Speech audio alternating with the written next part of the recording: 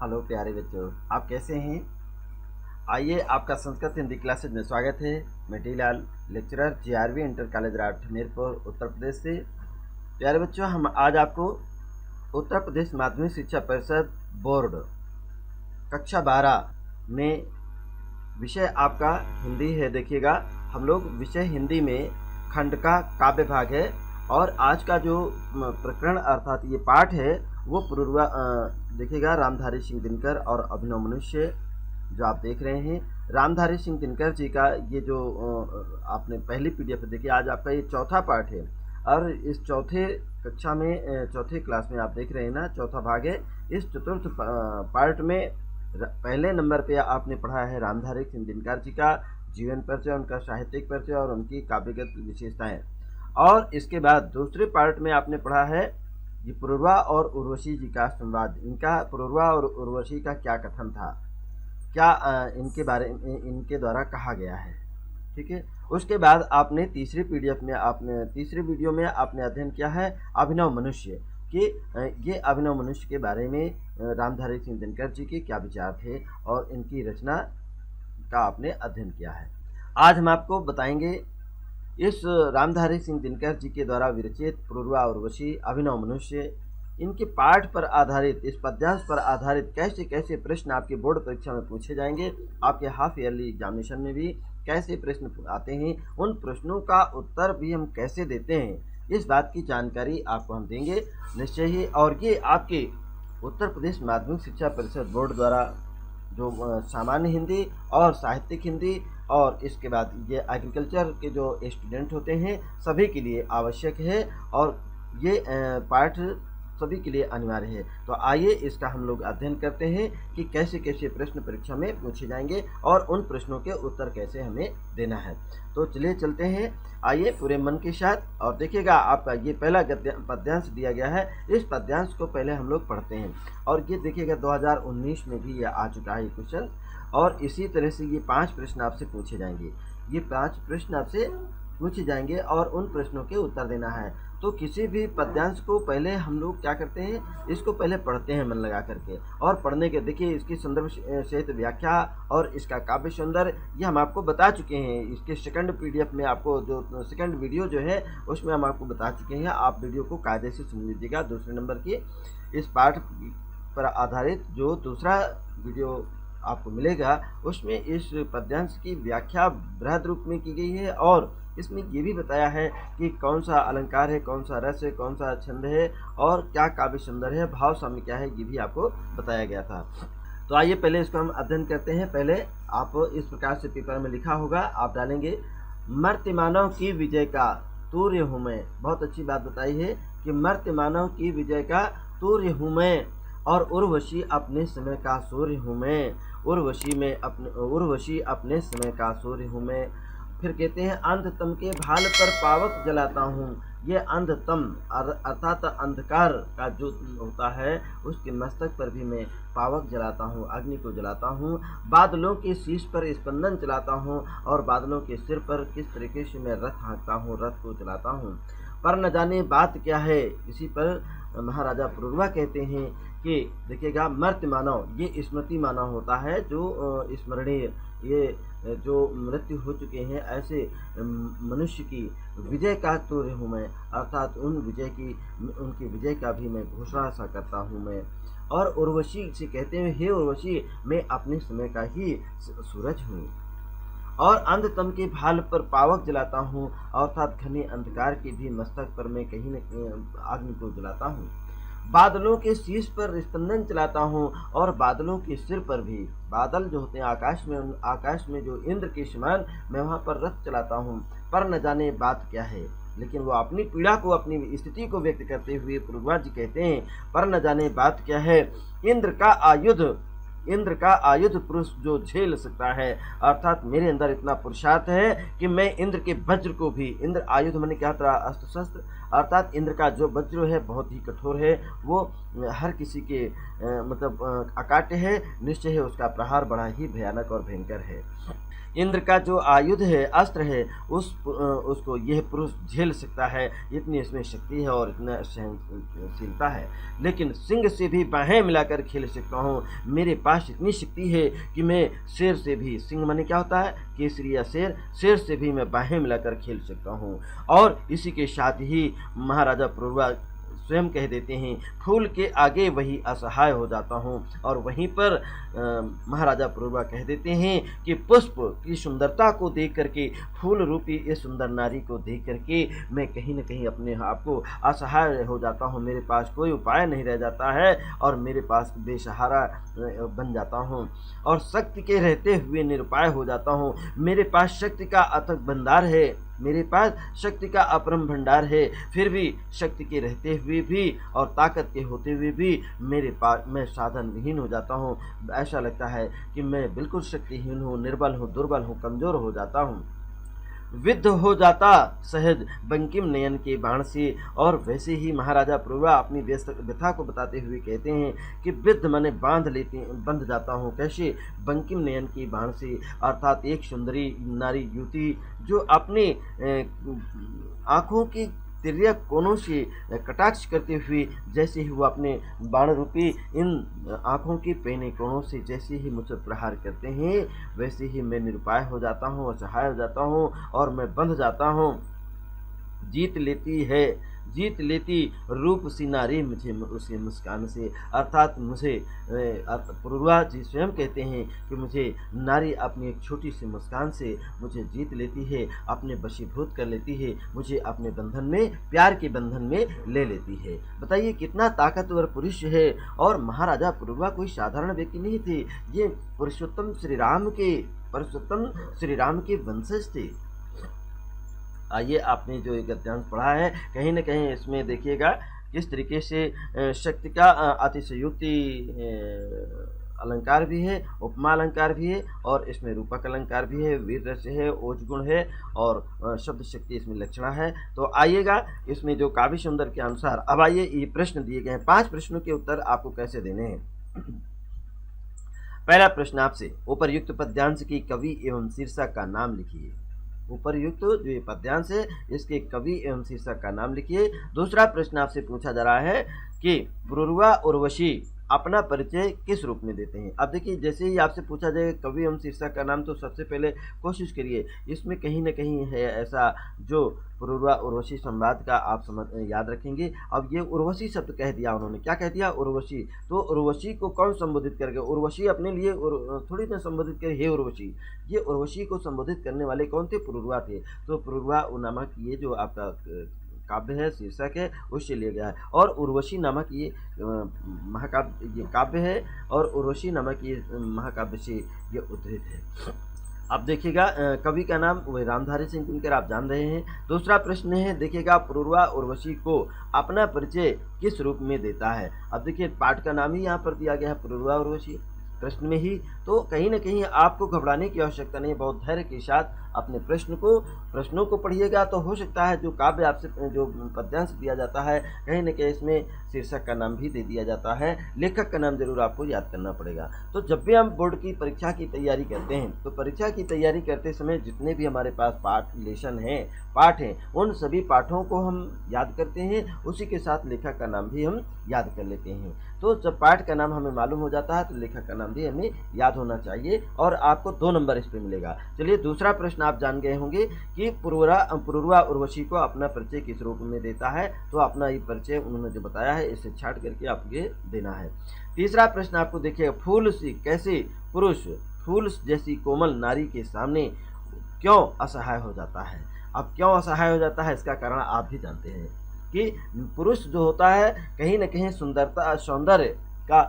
सौंदर्य और प्रेम का सबसे ज़्यादा प्यासा है और उसकी ललक और चाहत है। और जैसे ही कहीं उसको सुंदरता मिलती है और जैसे ही उसको कहीं प्रेम मिलता है, तो निश्चय ही वो झुक जाता है और उसके सारे अस्त्र शस्त्र, सारी ताकत उसकी व्यर्थ हो जाती है और कहीं न कहीं वो उसका गुलाम, नारी का कहीं न कहीं वो उसके बंधन में हो जाता है और एक तरीके से गुलाम मानिएगा।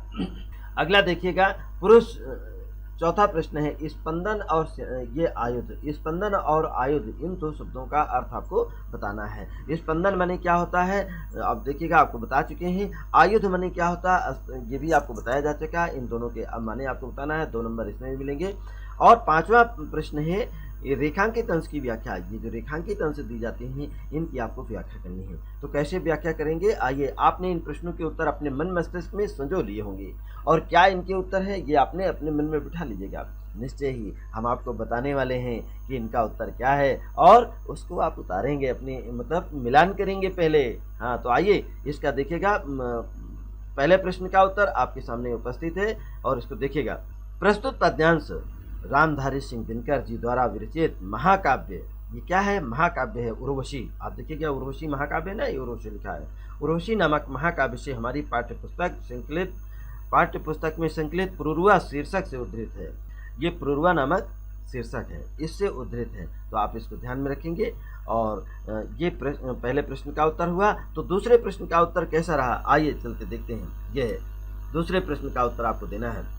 पुरुरवा उर्वशी के समक्ष अपनी सामर्थ्य का परिचय देते हुए कहता है। कौन कहता है, पुरुरवा कहता है। किससे कहता है, उर्वशी के सामने क्या कहता है कि मैं नश्वर मनुष्य की विजय का शंखनाद हूँ। अर्थात ये मर्त लोग में जो होता है ना, जो लोग मनुष्य मर जाते हैं वो नश्वर मनुष्य कभी नष्ट ना होने वाले हैं। ऐसे मनुष्य की विजय का मैं शंखनाद हूँ, उनकी ध्वनि करता हूँ, उनके बातों को बताता हूँ। कहीं न कहीं मुझे लोग याद करते हैं।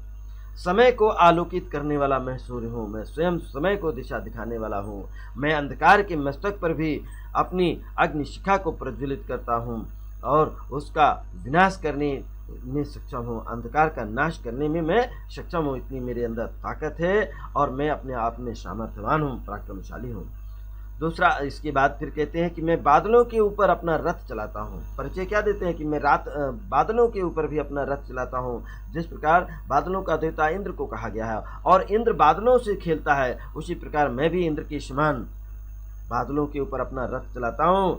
अर्थात मेरी गति सर्वत्र एवं बाधा रहित है। मेरी जो गति है, मेरा जो चाल है, मेरी जो उन्नति है और जो मैं आगे करना चाहता हूँ वो उसमें किसी भी प्रकार की बाधा नहीं रहती है। ये अपना परिचय दिया है। चलिए तो आप इससे संतुष्ट हो। अगर आप संतुष्ट होते हैं तो ज़रूर आप कमेंट बॉक्स में नोट करिएगा, अगर नहीं है तो कहीं ना कहीं आप बताइएगा, उसका भी हम संशोधन करेंगे। और तीसरा है पुरुष फूल जैसे, देखिए पुरुष के बारे में, पुरुष फूल जैसी कोमल नारी के सामने इसलिए असहाय हो जाता है। किस लिए असहाय हो जाता है, देखिएगा बहुत अच्छी बात बताई गई है और कहीं ना कहीं ये सभी के लिए अनुकरणीय है। क्योंकि बड़े से बड़े शक्तिशाली चाहे कितना भी ताकतवर क्यों ना पुरुष हो, लेकिन पुरुष जो होता है वो सुंदर युवती की तिरछी चितवन में एवं मुस्कान के सामने वो नतमस्तक हो जाता है, झुक जाता है। और ये अपने आप में अकाट्य है, बिल्कुल सत्य है। इसको ट्रुथ, ध्रुव सत्य जिसको कहा जाता है। आइए और चौथा प्रश्न देखिएगा। तीसरा प्रश्न आपने जान लिया होगा और इस पर बहुत ही सतर्क रहना है। आइए चौथा प्रश्न है स्पंदन का अर्थ क्या होता है, रथ। हमने आपको बताया था स्पंदन माने क्या होता है, रथ हाँकने वाला। और आयुध माने होता है शस्त्र। आयुध हाथ से, देखिए एक होता है अस्त्र, एक होता है शस्त्र। तो ये शस्त्र है, तो ये अस्त्र मतलब शस्त्र था, आयुध माने शस्त्र होता है। अब पांचवा प्रश्न जो उत्तर दिया है आपका कि रेखांकित अंश की व्याख्या कीजिएगा, तो आप अपनी उत्तर पुस्तिका में इसी क्रम में आप डालेंगे। और हमेशा एक प्रश्न के उत्तर देने के पश्चात दूसरे प्रश्न का जब उत्तर हम देते हैं तो एक लाइन जरूर छोड़ देते हैं अपनी उत्तर पुस्तिका में, थोड़ा सा अंतर देते हैं, स्पष्ट रहता है। और देखिएगा पांचवें प्रश्न में आप उत्तर देते समय लिखिएगा रेखांकित अंश की व्याख्या, इसको अंडरलाइन करिएगा। फिर इसके बाद आप जरूर लिखेंगे नारी सौंदर्य के सामने, किसके सामने, नारी के सौंदर्य के सामने अपनी असहाय दशा को प्रकट करते हुए कौन कह रहे हैं, पुरुरवा कह रहे हैं। क्या कहते हैं कि आज ना जाने क्यों मैं इतना शक्तिहीन हो गया हूँ, अर्थात मेरा दुर्बल और कमजोर हो गया हूँ। शक्तिहीन माने क्या होता है, दुर्बल होना या कमजोर होना, निर्बल होना। जो व्यक्ति इंद्र के वज्र को भी झेल सकता है, इंद्र के वज्र को भी सहने की उसके अंदर क्षमता है और सिंह को अपनी भुजाओं के बल से जकड़ करके उसको पराजित करने की भी क्षमता है मेरे अंदर, वही पुष्प के समान सुकोमल नारी। नारी कैसी होती है, फूल के समान कोमल होती है। और नारी की सुंदरता के आगे नारी के सामने असहाय हो जाता है, अर्थात उसकी सुंदरता के आगे अपने घुटने टेक देता है। शक्ति के होते हुए भी उस कोई उपाय नहीं सोचता, और शक्तिशाली और बलशाली व्यक्ति भी सुंदरी के सामने और उसकी स्वाभाविक दृष्टि से, उसकी जो नारी की एक स्वाभाविक दृष्टि होती है, उसके बाण से घायल हो जाता है, और एक सुंदर युवती के मुस्कान से, सुंदर युवती के एक मुस्कान से उसके हृदय को जीत करके उसे अपने वश में कर लेती है। अर्थात नारी भयानक से भयानक बलशाली और हिंसक कितना भी क्रूर और निर्दयी पुरुष क्यों न हो, उसको भी अपने बस में कर लेती है। अतः कवि इस मनोवैज्ञानिक तथ्य को स्पष्ट करते हुए कहता है कि बड़े से बड़े शक्तिशाली जो पुरुष होते हैं, ताकतवर पुरुष होते हैं, नारी के जो कटाक्ष आंखों की तिरछी चितवन है, उस तिरछन के सामने नतमस्तक हो जाते हैं, झुक जाते हैं, कहीं न कहीं वो पानी पानी हो जाते हैं। तो ये आपने जो अध्ययन किया है, कहीं न कहीं इसमें हमें आपको विशेष चेतावनी है और सजगता है। इस पर हम आप लोग सतर्क रहें, सावधान रहें और इसको शिक्षा प्राप्त करेंगे। तो ये उत्तर आपको दिए गए हैं, इस उत्तर पे आपको मिलेंगे 10 नंबर। प्रत्येक प्रश्न के उत्तर पर आपको मिलेगा 2 नंबर, अर्थात ये 10 नंबर के आपके उत्तर हो जाते हैं। आइए, अभी आपने जो अध्ययन किया है, ऐसे ही कुछ और प्रश्न हैं, अभी इतने में ही नहीं होगा। आइए देखिएगा, देखते हैं। ये प्रश्न आपका अगला दिया गया है और इसको भी पहले ऐसे ही पेपर में आपका लिखा होगा। इस प्रश्न का भी उत्तर हमें देना है और ये 5 प्रश्न आपके दिए गए हैं। पहले गद्यांश को हम पढ़ेंगे मन लगा करके, इसकी व्याख्या हम पहले कर चुके हैं। इस पाठ पर आधारित जो दूसरा वीडियो है उसको जरूर देखें, उसमें हमने अच्छे से इसकी व्याख्या भी की है, आपको बताया भी है। देखिएगा किस तरीके से पुरुरवा कहता है, कौन है अंकुश, इसे मैं भी नहीं पहचानता। क्या अंकुश है, पता नहीं कैसा बंधन है, उस बंधन को मैं भी नहीं जानता हूँ, इस बंधन को तोड़ करके मैं फेंक दूँ। कौन है अंकुश, इसे मैं भी नहीं पहचानता हूँ, पर सरोवर के किनारे कंठ में जो जल रही है। अर्थात सरोवर के किनारे कौन थी, आकाश से उतरी हुई वो उर्वशी को देख करके, उसकी सौंदर्यता को देख करके जो वो इनसे बात करने के लिए उतरी और इनकी आवाज़ इनसे बात करने लगी, उसकी आवाज़ जैसे ही सुनते हैं तो ये आश्चर्यचकित हो जाता है पुरुरवा और कहता क्या है, उस तृषा उस वेदना को जानता हूँ, उसकी प्यास और उसके दर्द को भी मैं पहचानता हूँ। सिंधु सा उद्दाम है मेरा सागर की, सिंधु माने क्या होता है, सागर, समुद्र का जैसा मेरा उद्दाम, मेरे गहराइयाँ है। अपरंपार मेरा बल कहाँ, और मैं अपार, जिस तरह समुद्र की गहराई को नापना आसान नहीं होता है, उसी तरह से मेरा बल को अपरंपार है, उसको भी अंदाजा लगाना आसान। गूंज उठता जिस शक्ति का सर्वत्र जय जयकार है, मेरी ताकत का पूरे संसार में जय जयकार होती है, मेरी शक्ति का सभी लोहा मान जाते हैं, कोई भी मेरा सामना करने के लिए हिम्मत नहीं। उस अटल संकल्प का संबल कहाँ है, अर्थात मेरे अंदर अटल ध्रुव, अटल माने क्या होता है, ध्रुव सत्य, जो मैंने कहा वो बिल्कुल अकाट्य है, उस अकाट्य का संबल अर्थात सहारा कहाँ चला गया है। इस जो पद्यांश आपने पढ़ा है, इस पद्यांश पर आधारित आपसे 5 प्रश्न किए जा रहे हैं, उन 5 प्रश्नों के उत्तर आपको देना है। पहला प्रश्न आप सुनिएगा, उपर्युक्त पद्यांश की कवि एवं कविता का नाम लिखिए। तो इसमें कवि एवं कविता का नाम आपको बताना है, अर्थात संदर्भ ही है एक तरीके से। तो आप कवि का नाम देखिएगा, इसमें ढूंढिए कहीं लेखक का पहले पाठ का नाम मिल जाए। तो आप यहाँ पर क्या है, उनको पहचानता हूँ, और कहीं ना कहीं जब इतनी बड़ी ताकत है तो किसके सामने वो निरुपाय हो जाता है, सहाय हो जाता है। और सरोवर किनारे कौन जल रही है, अर्थात ये जल रही है तो कोई न कोई एक स्त्री है, कोई न कोई वो नारी है, वो सुंदरी है, और वो नारी सुंदरी को आप क्या कहते हैं, उर्वशी, उसी को नाम क्या कहते हैं, अप्सरा या उर्वशी। आइए दूसरा प्रश्न है, रेखांकित अंश की व्याख्या कीजिए। ये रेखांकित अंश है, इसकी हमें व्याख्या करनी है। तीसरा प्रश्न आपसे पूछा जा रहा है, पुरुरवा अपने सिंधु के समान बल के, पुरुरवा अपने सिंधु के समान बल के संदर्भ में क्या कहता है, इसको आपको देना है। चौथा प्रश्न है, प्रस्तुत काव्य पंक्तियों में कौन अपनी शक्ति का परिचय दे रहा है, पुरुरवा दे रहा है या उर्वशी दे रही है, नहीं, आपको स्वयं बताना होगा। चलिए, पुरुरवा अपनी शक्ति का प्रदर्शन किससे कर रहा है। आप देखिएगा ये पूरे जो प्रश्न आपसे पूछे गए ना, इसी प्रश्न में ही ये पाठ का नाम भी यही छुपा हुआ है। लेखक ये जो शीर्षक है इसका छिपा हुआ, देखिए ये लिखा पुरुरवा, ये भी लिखा पुरुरवा। तो कहीं न कहीं आप ढूँढिएगा, आपके जो प्रश्न दिए जाएँगे कहीं ऐसा तो नहीं उस प्रश्न में होगा, या तो आपका जो पद्यांश है उसमें आपका पाठ का जो शीर्षक है वो ज़रूर छिपा होता है, और पहचानने की कोशिश करें। और जैसे ही आपको पाठ का शीर्षक पता चल जाता है आप तुरंत जान लें कि इसका लेखक कौन है। आइए इनके उत्तर ज़रूर आपने अपने मन में भर लिए होंगे, बैठा लिए होंगे, जान लिए होंगे क्या है इसका उत्तर। तो आइए इनके उत्तर भी अब हम आपको बताते हैं और उसको मिलान कर लीजिएगा। चलिए देखते हैं। ये आपका पहले प्रश्न का उत्तर आप अपनी उत्तर पुस्तिका में इसी प्रकार यहाँ पर डालिए प्रश्न नंबर ये, और यहाँ पर प्रश्न नंबर जैसे ही डाल देते हैं, प्रश्न नंबर पूरा लिखा जाता है। प्रश्न नंबर 3 का खंड खा जो भी लिखना हो यहाँ पर पूरा प्रश्न का उत्तर डालिए, और यहाँ पर लिखिए भी, संकेत भी डाल दीजिएगा प्रश्न का, यहाँ से यहाँ तक आपको शुरू में आप दे सकते हैं। तो इसका संकेत भी लिखिए और उसके बाद आप उत्तर अपनी उत्तर पुस्तिका में इसी प्रकार हाशिया खींचिए। हाशिया खींचने के बाद उत्तर लिखिएगा, और उत्तर के बाद फिर ये फर्स्ट नंबर आप लिखते हैं तब ये उत्तर लिखिएगा।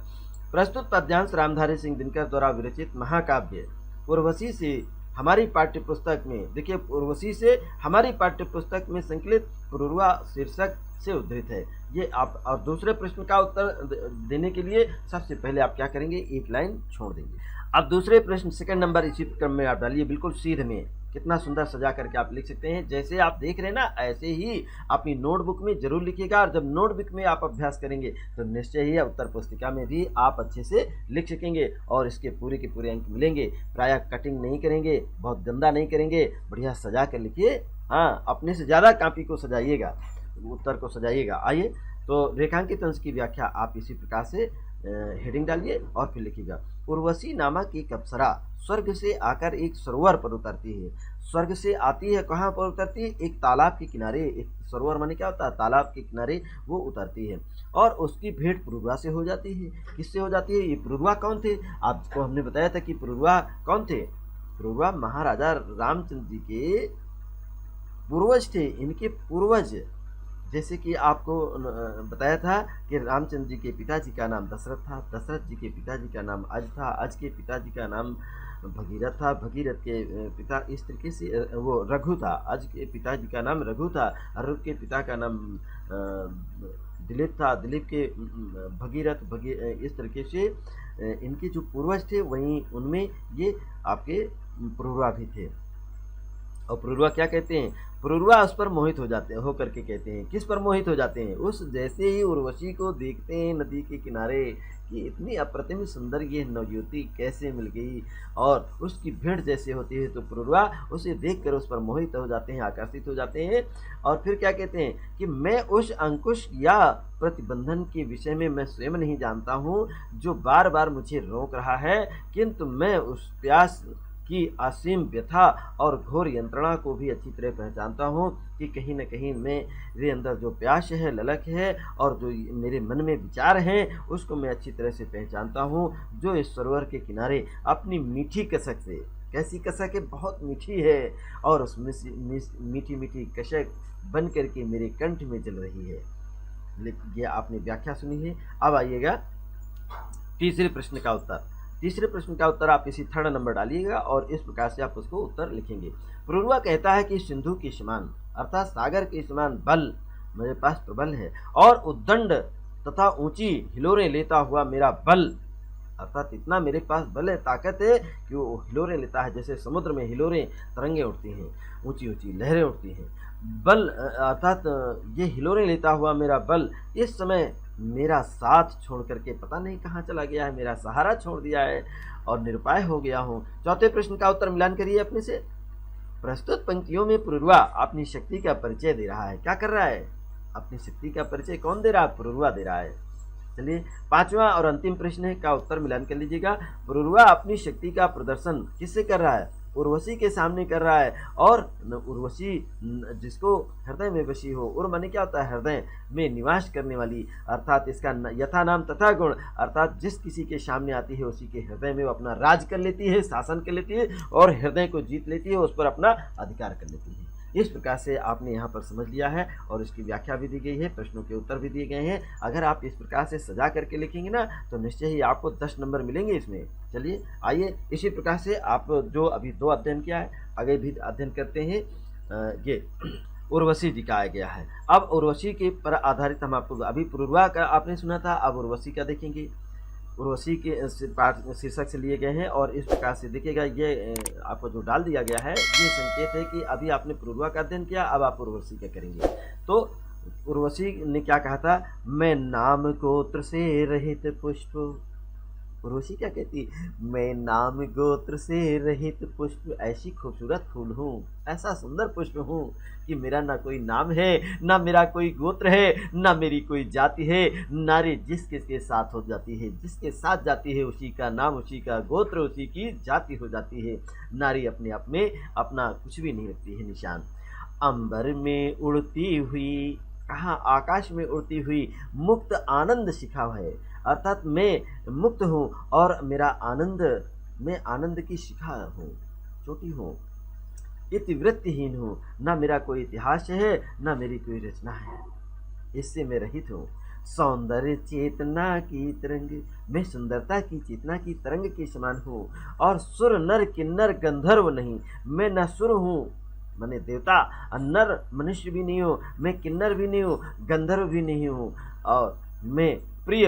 अब क्या कहती है, कितने सुंदर शब्द है, हे प्रिय, मैं केवल एक अप्सरा हूँ और विश्व नर की अतृप्त इच्छा, अर्थात विश्व नर जो विश्व में मानव है ना, इस नर की अतृप्त इच्छा सागर से समुद्भूत हूँ, अर्थात आपके हृदय की जो इच्छा, आपकी जो चाहत है, मैं उस से मैं निकली हुई हूँ, प्रकट हुई हूँ और अर्थात आई हुई। ये इस प्रकार से इसकी व्याख्या पूर्व में भी हम आपको कर चुके हैं, आप 2 में देखिएगा। अब इसके जो प्रश्न दिए गए हैं उन प्रश्नों को जान लीजिएगा। पहला प्रश्न आपसे किया जाता है, उपरयुक्त पद्यांश का संदर्भ लिखिए, तो आप संदर्भ बताना है।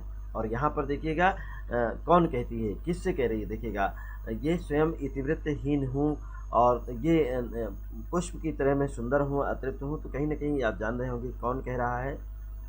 उर्वशी कह रही है, किससे कह रही है, आप पुरुरवा से कह रही है। दूसरा प्रश्न आप इसका संदर्भ लिख लीजिएगा, जान रहे होंगे।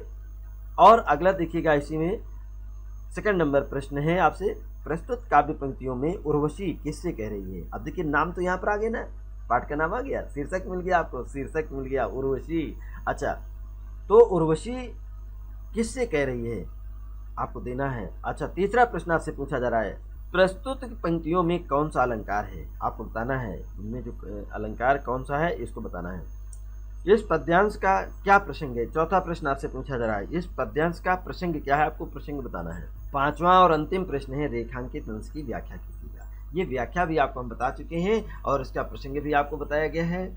आप जाकर के सेकंड वीडियो, इसकी दूसरी वीडियो आप जरूर देखेंगे, उसमें आपको मिलेगा।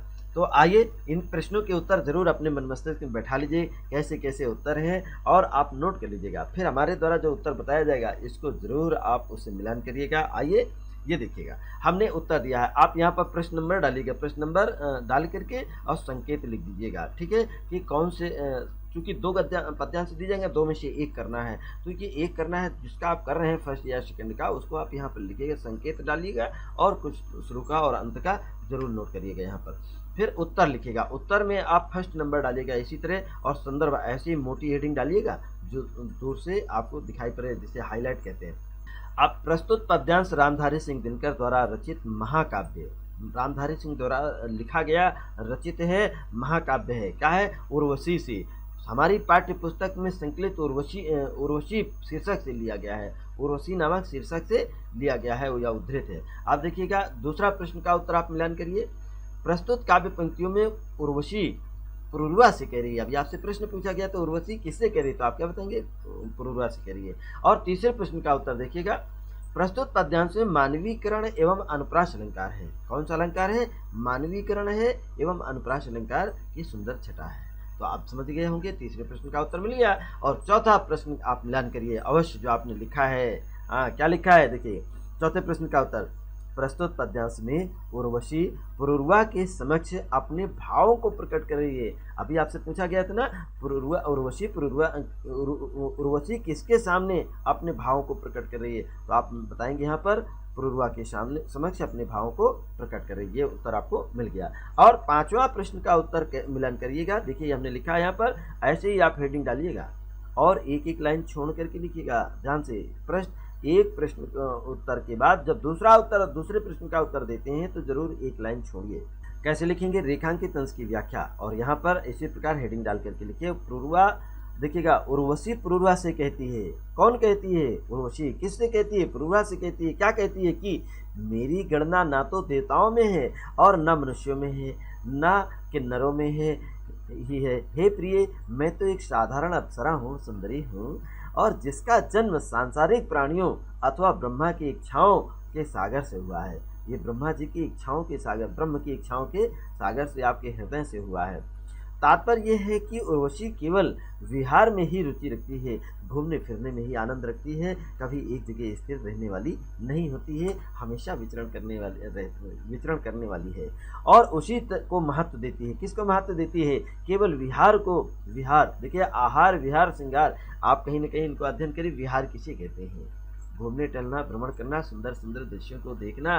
हाँ, तो उर्वशी को देखिएगा, उर्वशी केवल विहार में ही रुचि रखती है। आपने नाम सुना होगा, देखिएगा अभी बता रहा हूँ, इसमें कहीं ना कहीं बहुत सुंदर सुंदर अच्छे अच्छे कवियों ने उर्वशियों के बारे में, अप्सराओं के बारे में सुंदरता का निरूपण करते हुए बताया था। तो उर्वशी किस पर रुचि रखती है? विहार करने में, और उसी को महत्व देती है। उर्वशी स्वयं अपना परिचय देती है। क्या देती है परिचय? स्वयं को संसारिक इच्छाओं का परिणाम बताती है, अर्थात नर की इच्छा का परिणाम हूँ मैं अपने आप में कुछ भी नहीं हूँ, मैं आपकी ही इच्छा का परिणाम हूँ जो आप मुझे पसंद करते हैं। इस प्रकार से ये अपनी व्याख्या की गई है, और आपको इस प्रकार से अपनी उत्तर पुस्तिका में, अपनी नोटबुक में जरूर लिखेंगे। इस पर आपको तैयारी कर लीजिएगा। आपको 10 नंबर मिलेंगे प्रत्येक उत्तर पे, आपको 2 नंबर पे, अर्थात ये 5 प्रश्नों के उत्तर हैं, आपको 10 नंबर मिलेंगे। अब आइएगा, ऐसे ही हम आपसे अगला भी प्रश्न लेते हैं। देखिएगा, यह है दूसरा, उर्वशी से लिया गया है। मेरे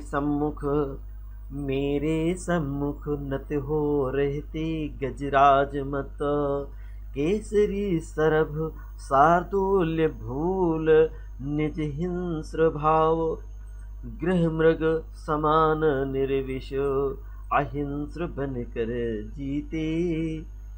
बताइए कितनी बड़ी बात कही है कि मेरे सामने नतमस्तक हो जाते हैं, सिर झुका करके खड़े हो जाते हैं, बड़े बड़े गजराज, बड़े बड़े हाथियों के जैसी, भयानक हाथियों के जैसे जो मदमस्त होते हैं, ताकत से भरपूर होते हैं, वो भी मेरे सामने झुक जाते हैं और कहीं न कहीं शरणागत हो जाते हैं। केसरी कहा गया है, केसरी शेर को कहा गया, सिंह, शार्दूल सरभ, अपनी हिंसक भावनाओं को भूल करके, अर्थात उन्होंने हिंसक भावनाओं को भूल जाते हैं और गृह में के समान, जो घर में पला हुआ हिरण के समान निर्विष होकर के, अर्थात किसी भी प्रकार का उसमें विकार नहीं रह जाता है और अहिंसक बन करके मेरे सामने रहते हैं। मैं भ्रू स्मृत की देख चकित, मेरी भ्रू स्मृत, आंखों की भौहों की मुस्कान को देख करके, देखिए बताया था कि विस्मित विभोर सूरमा निमिष खोले अवाक रह जाते हैं, जैसे मेरे ही तिरछी आंख नेत्र के कोनों का इशारा को देखते हैं, बड़े बड़े सूरमा बलशाली भी अवाक रह जाते हैं। और क्या किया है? स्लथ हो जाता स्वयमेव सिंजनी का कशाव, अर्थात कितना भी भयानक बंधन क्यों ना हो, वो अपने आप से भी ढीले हो जाते हैं और फिर क्या, संश्रित करों से धनुष बाण गिर जाते हैं, अर्थात बड़े बड़े ताकतवर जो बलशाली पुरुष होते हैं, धनुर्धारी होते हैं, उन धनुर्धारियों के हाथ से जैसे ही मुझे देख लेते हैं और मेरे नेत्रों की कटाक्ष कोणे बाण से जैसे ही उन पर पड़ते हैं, वो घायल हो जाते हैं और उनका धनुष बाण गिर जाता है। व्याख्या तो पूर्व में भी बता चुके हैं, तो आइए इसका जो हिंदी में ये प्रश्न आपसे पूछे गए हैं। इन प्रश्नों के पहले आप जान लेते हैं। देखिए, उपर्युक्त गद्यांश का संदर्भ लिखिए, तो संदर्भ आपको बताना है, या आपसे पूछा जा सकता है कि उपर्युक्त पद्यांश के कवि एवं कविता का नाम बताइए। ये दूसरा प्रश्न है आपसे रेखांकित अंश की व्याख्या। ये रेखांकित अंश है, इनकी व्याख्या करना है। और तीसरा प्रश्न का बताइएगा, उर्वशी के समक्ष वीरों की धनुष की डोर की क्या दशा हो जाती है, अर्थात अपने आप वो डोरी क्या हो जाती है, उतर जाती है, ढीली पड़ जाती है। और चौथा प्रश्न है, उर्वशी को देखकर बड़े बड़े वीरों की बोलती क्यों बंद हो जाती है। ये भी आपसे प्रश्न पूछा गया, आपको स्वयं बताना है। चलिए अंतिम प्रश्न देखिएगा, ये उर्वशी दिया गया ना, तो उर्वशी को देख करके, ये उर्वशी नामक महाकाव्य है, उर्वशी से लिया गया है। शीर्षक आपको मिल चुका है, पाठ का नाम मालूम हो चुका है, तो आपको लेखक का नाम याद होना चाहिए। चलिए पांचवा और अंतिम प्रश्न आपसे पूछा जा रहा है, उर्वशी के सामने हिरण जैसे कौन बन जाते हैं भाई, हाथी बन जाते हैं? नहीं, आइएगा आप स्वयं इसका उत्तर देखिएगा, ढूंढिए, इसमें सारे उत्तर दिए गए हैं, आप समझ गए होंगे, आपके मन में इन प्रश्नों के उत्तर आ चुके हैं। तो आइए हम आपको इसके उत्तर बताते हैं। आगे दिया गया है उत्तर, आप इसी प्रकार से यहाँ प्रश्न नंबर डालिएगा, उसका संकेत लिखिएगा और प्रश्न नंबर पूरा लिखिएगा। कभी अधूरा प्रश्न ये नहीं कि लिखिए प्रा बनाकर 0 रख दें और न बनाकर 0 रख दें, लास्ट में लिख दें थर्ड और फिर उसके बाद कुछ न लिखें। तो यहाँ पर पूरा प्रश्न लिखिए, प्रश्न नंबर 1 या प्रश्न नंबर 3 खंड का या आ या बा जो भी हो उसको लिखिएगा और फिर संकेत जरूर हेडिंग डालिए, जैसे संदर्भ लिखा वैसे ही संकेत लिखिएगा और यहाँ पर लिखिए संकेत में फिर ये प्रश्न उत्तर लिखिएगा और फर्स्ट सेकंड थर्ड इस प्रकार से फर्स्ट नंबर का उत्तर संदर्भ डालिएगा, संदर्भ इस प्रकार से लिखिएगा। प्रस्तुत पद्यांश हमारी पाठ्य पुस्तक या प्रस्तुत पद्यांश रामधारी सिंह दिनकर जी द्वारा विरचित महाकाव्य उर्वशी से हमारी पाठ्य पुस्तक में संकलित उर्वशी नामक शीर्षक से लिया गया है, यह उद्धृत है या अवतरित है। दूसरे प्रश्न का उत्तर आपको मिलेगा रेखांकित अंश की व्याख्या। ये रेखांकित अंश की व्याख्या आपको मैं बता रहा हूँ, उत्तर नोट किया गया है। उर्वशी अपने भावों को प्रकट करते हुए क्या कहती है कि मेरे सामने बड़े बड़े मदमस्त हाथी भी सिर झुका करके रहते हैं। हाँ, कितनी बड़ी ताकतवर क्यों ना हो, बड़े बड़े सुरमा, बड़े बड़े ताकतवर भी विशालकाय हाथी जैसे समान सूरवीर भी मेरे सामने सर झुका करके खड़े होते हैं। किसके सामने? नारी की मुस्कान के सामने। सिंह और सरभ और चीते, यहाँ पर शार्दुल जो माने चीता होता है, सिंह, शेर, सरभ और चीते आदि सभी हिंसक पशु भी अपनी हिंसा वृत्ति को त्याग देते हैं और मेरे समक्ष पालतू हिरण के समान बन जाते हैं। हिरण देखिएगा हिंसक नहीं होता है, हिरण शाकाहारी पशु है और जैसे घर में पाल करके उसको रखा जाता है वो पालतू हिरण बन जाता है। और कवि के कहने का भाव यह है कि नारी के रूप एवं सौंदर्य देखिएगा, रूप एवं सौंदर्य के आकर्षण के समक्ष बड़े बड़े योद्धा नतमस्तक हो जाते हैं, सर झुका करके कहीं न कहीं उसके शरणागत हो जाते हैं। इस प्रकार से आइएगा और तीसरे प्रश्न का उत्तर आप प्राप्त करिएगा। उर्वशी के समक्ष वीरों के धनुष की डोर ढीली पड़ जाती है। कैसी हो जाती है? ढीली पड़ जाती है और उनके कांपते हुए शिथिल हाथों से धनुष बाण गिर जाते हैं। मतलब इतना वो प्रभावित हो जाते हैं प्रेम के, आपके आनंद के, सौंदर्य के आगे इतना झुक जाते हैं, इतने ढीले पड़ जाते हैं कि हाथों में कंपन होने लगता है और जो हाथों से वो बहुत ताकत होती है लेकिन वो धनुष बाण को भी संभालने की शक्ति नहीं रह जाती है, धनुष बाण गिर जाते हैं। फिर क्या कहते हैं? चौथे प्रश्न का उत्तर देखिएगा। उर्वशी की भ्रकुटी, ये भ्रकुटी माने जानते हो, ये भवें, आंखों के जो भवें होते हैं, इशारे होते हैं, संचालन को देख करके बड़े बड़े वीरों की बोलती बंद हो जाती है, कुछ बोल नहीं पाते हैं बेटे, सभी अवाक रह जाते हैं। और पांचवा और अंतिम प्रश्न देखिएगा, इसका उत्तर मिलान करिएगा और हमेशा एक लाइन छोड़कर लिखिएगा। उर्वशी के सामने सिंह, सरभ और चीते आदि सभी हिंसक पशु के समान बड़े बड़े योद्धा, विशालकाय जो भयानक योद्धा हैं, युद्ध भूमि में जो अपना बल और पराक्रम का प्रदर्शन करते हैं, उन श्रेष्ठ योद्धाओं भी अपनी हिंसा वृत्ति को त्याग करके पालतू हिरण बन जाते हैं। जैसे पालतू हिरण होता है ना, उस प्रकार से वो बन जाते हैं और रहते हैं। बताइए, इतना बड़ा प्रभाव होता है किसका? इन सुंदर युवती का और उसकी खूबसूरती का, उसके आंखों के इशारों का। तो कहीं न कहीं बच्चों हमें इसे सतर्क रहना है, सावधान रहना है, अनुकरणीय है और बहुत अच्छी बातें यहाँ पर पूर्वा उर्वशी संवाद में आपको बताई गई हैं और आप आनंद विभोर हैं, इसके लिए हमें भी खुशी होगी। आइए और आगे लेते हैं, देखते हैं कि यह आपका अगला पाठ है गद्यांश है, पद्यांश है। इस पद्यांश का भी उत्तर हमें आपको देना है। कैसे देना है? देवालय में देवता नहीं, उर्वशी क्या कहती है? देवालय में देवता नहीं, केवल मैं हूँ। मेरी प्रतिमा को घेर उठ रही अगुर सुगंध, अर्थात मेरी प्रतिमा के आगे ही सभी अगुर, अगुर माने होता है जो सुगंधित द्रव्य आप जलाते हैं, वो सभी सुगंधित द्रव्य सुगंधित मेरे शरीर से और मेरी सुंदरता से सुगंध निकलती है। वो फिर क्या बज रहा अर्चना में मेरा नूपुर, मेरी ही अर्चना सभी लोग करते हैं। और किसकी अर्चना? सुंदरता और प्रेम की, आनंद की। मेरा नूपुर बज रहा है, अर्थात मेरे ही पायलों की झनकार आपको सुनाई पड़ रही है। भू नभ, पृथ्वी और आकाश, भू माने क्या होता है? पृथ्वी, नभ माने आकाश का सब संगीत, सारे संगीत और जो उनकी ध्वनि है मेरे निश्चिम प्रणय का है, मेरे ही प्रेम का वर्णन है।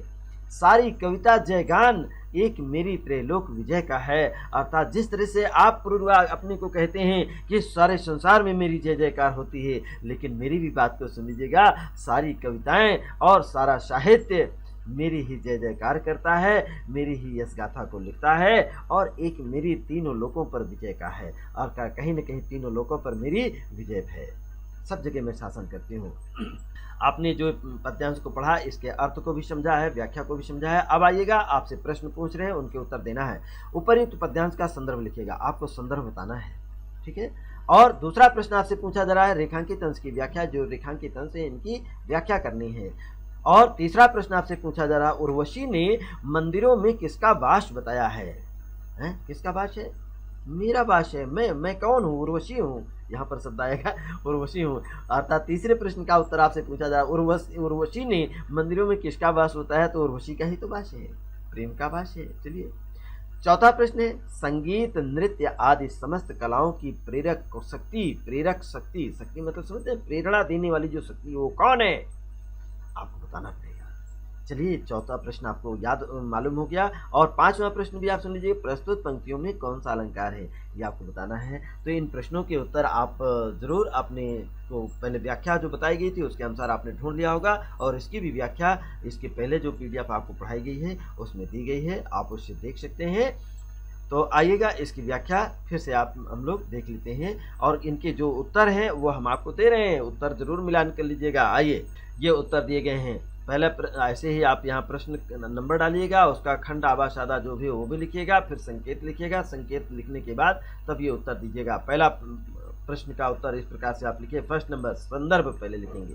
प्रस्तुत पद्यांश रामधारी सिंह दिनकर जी द्वारा विरचित महाकाव्य उर्वशी से समुद्रित या उर्वशी से हमारी पाठ्यपुस्तक में संकलित उर्वशी नामक शीर्षक से लिया गया है।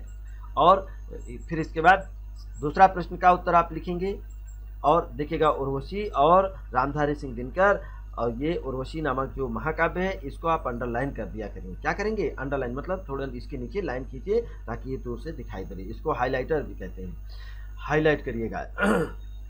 सेकंड नंबर आप डालिएगा इसी क्रम में, और एक लाइन इन दोनों के बीच में छोड़ दीजिएगा। रेखांकित अंश की व्याख्या नामक हेडिंग डालिएगा। फिर आप लिखिएगा उर्वशी कहती हैं, क्या कहती हैं कि देवालय में के स्थान पर, देवालयों के लिखा ना, देवालयों के स्थान पर मैं ही विद्यमान हूँ। कौन विद्यमान है? कौन वहाँ पर स्थित है? कौन बैठी है?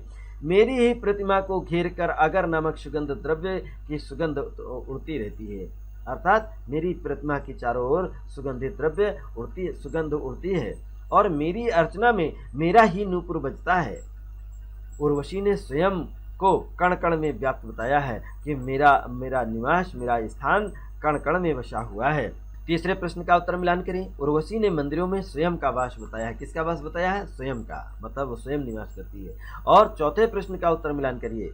संगीत, नृत्य आदि समस्त कलाओं की प्रेरक शक्ति कौन है? उर्वशी है। ठीक है, ये एक नंबर, आपको दो नंबर के प्रश्न है, और बहुत थोड़ा थोड़ा लिखना। देखिए कम लिखते हैं फिर भी आपको पूरे 10 नंबर मिलेंगे इसमें। हाँ, 5वां प्रश्न आप देखिएगा। 5वें प्रश्न का उत्तर है प्रस्तुत पंक्तियों में कौन सा अलंकार है, पूछा गया था ना। इसमें उपमा अलंकार है, रूपक अलंकार है और उत्प्रेक्षा अलंकार है। ठीक है, उत्प्रेक्षा तो नहीं कह सकते, अनुप्रास अलंकार। ठीक है, उपमा, रूपक और उत्प्रेक्षा अलंकार कह दिए, लेकिन इसमें कहीं न कहीं सबसे इम्पोर्टेंट वो अनुप्रास अलंकार भी है। तो अनुप्रास अलंकार भी आप नोट करेंगे। ये आपको प्रस्तुत पंक्तियों में कौन-कौन से अलंकार हैं, ये यहाँ पर दिए गए हैं। उपमा अलंकार, रूपक अलंकार, उत्प्रेक्षा अलंकार, अनुप्रास अलंकार है। एक अनुप्रास अलंकार और जोड़ लीजिएगा। इस प्रकार से आपके 5 प्रश्नों के उत्तर दिए गए और निश्चय ही आपको 10 नंबर मिलेंगे और आप चैलेंज कर देंगे। कितना सुंदर और आनंददायक आपका ये आज का पाठ रहा है और आपने इसको ध्यान से सुना है। इसी के साथ प्यारे बच्चों, जो आज की क्लास है ना, वो आप इस वीडियो को पूरा मन लगा करके देखिए। अगर कहीं नहीं समझ में आया है तो ज़रूर कमेंट बॉक्स में जाइए और नोट करिएगा, बताइएगा। हम इसको देखेंगे और उस पर कहीं न कहीं आगे और आपके कमेंट, आपके जो है उसको हम समाधान करेंगे।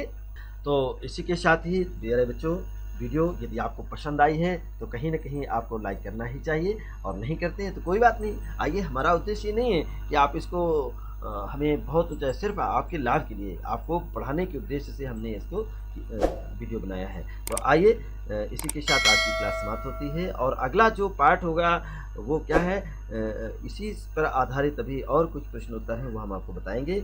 और चलिए चलते हैं, कल फिर मिलेंगे। आप सभी अपना ख्याल रखें, खुश रहें, प्रसन्न रहें और तब तक आप सभी का बहुत-बहुत धन्यवाद। आप सभी को हमारा नमस्कार।